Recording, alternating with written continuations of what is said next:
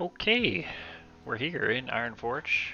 This one is going to be perhaps a little bit meandering, but we're going to test a few things. So let's get going. There's a few things I want to see. No, I do not want to link details. I want to reset. Thank you. There's a few things I want to see about dots. Since Shadow Priest is mostly a dot-based class. And there's a few things I want to test with Shadow Fiend as well, but I won't test the Shadow Fiend today. I just want to test the dots. So first of all, we're just going to see Vampiric Touch and what it's kind of ticking for. We'll ignore crits. So we have 1120, 1119, 1119.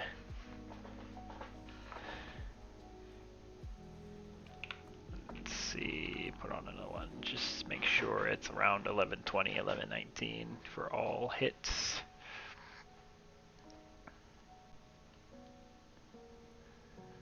Yeah.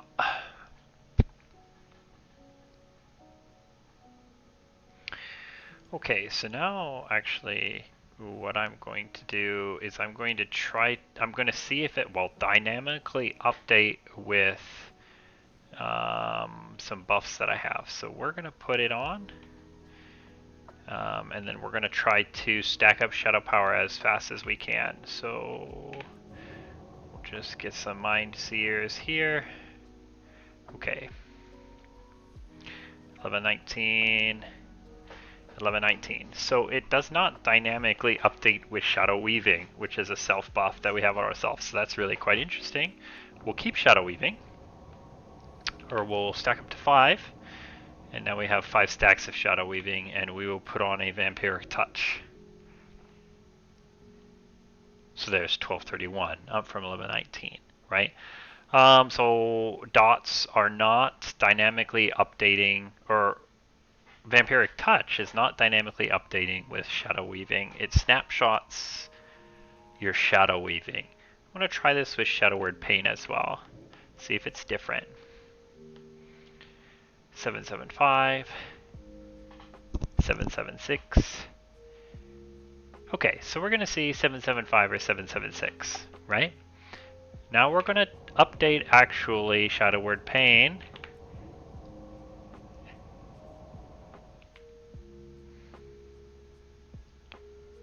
Seven, 775.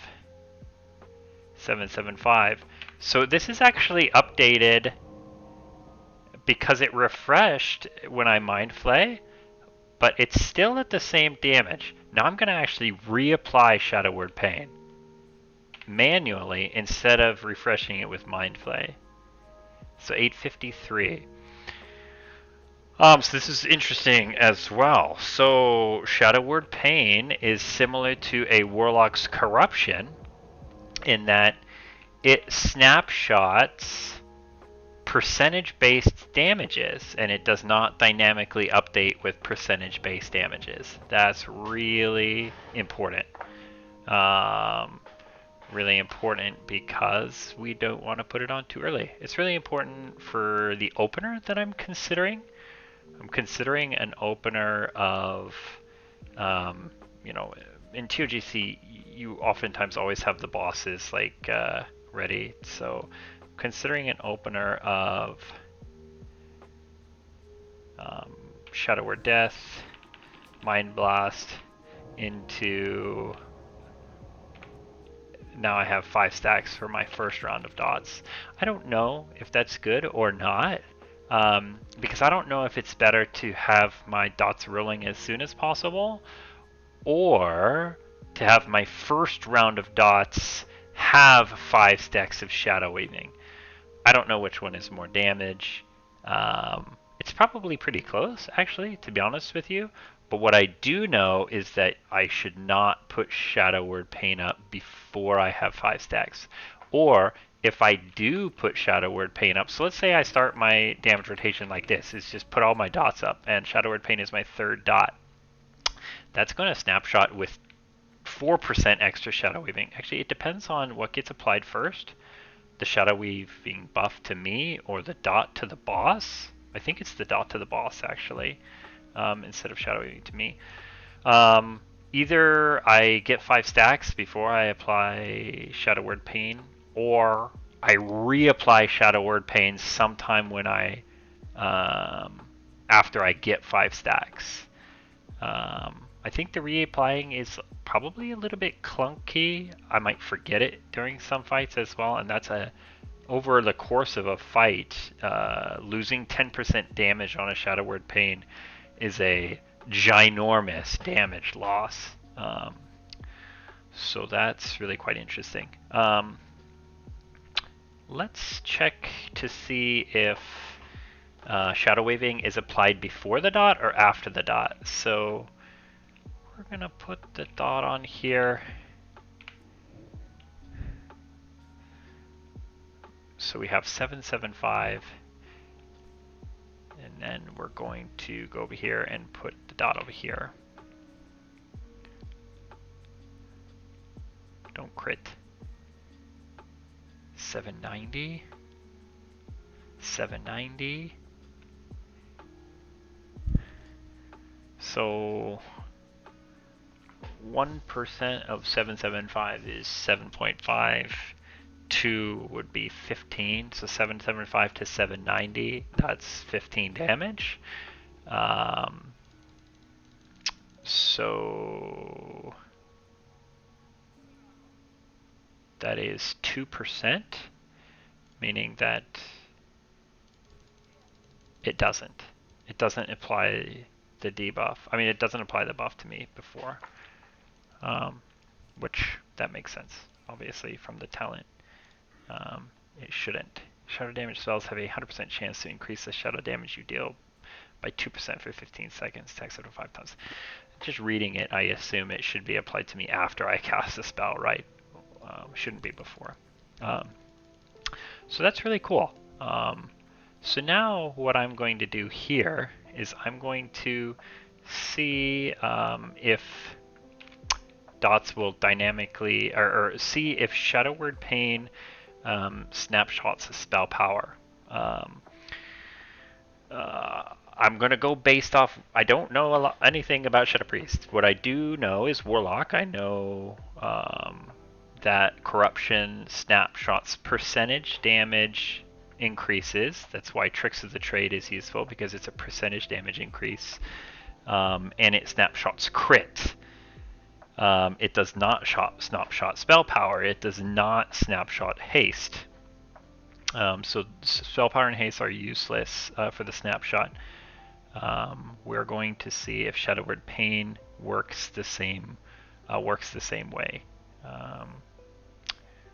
and we shall check it out. So let's go ahead and pop our Shadow Word Pain after our trinket here. So we'll hit it. See if we can get some hits.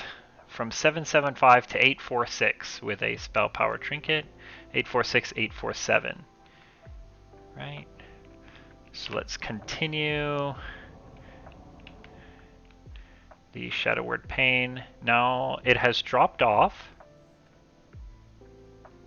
Oh wow. 847. Let's continue it again. 775. So it has dropped back down. Okay. So it doesn't snapshot your trinket. However, it does seem to extend. So we're going to wait one more. We're going to use one more trinket and see if it actually extends past the trinket timing with a casted Mind Flay.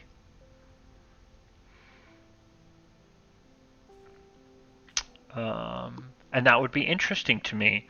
The interesting thing with that is, so let's say you use your trinket and you cast Shadow Word Pain, right?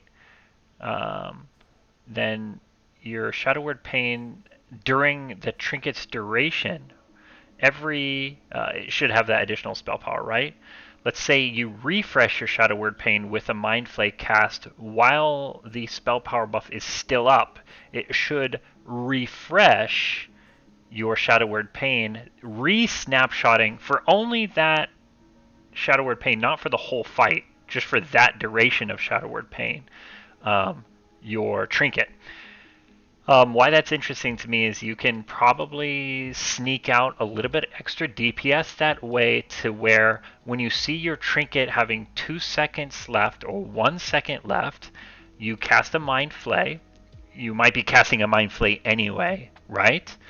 Or if you have Mind Blast up at that time, and Mind Blast is more damage, forgo casting Mind Blast actually. Cast Mind Flay to re-up the small snapshotted spell power enhanced Shadow Word Pain, and then cast Mind Blast after you have done that. That's going to be a DPS increase.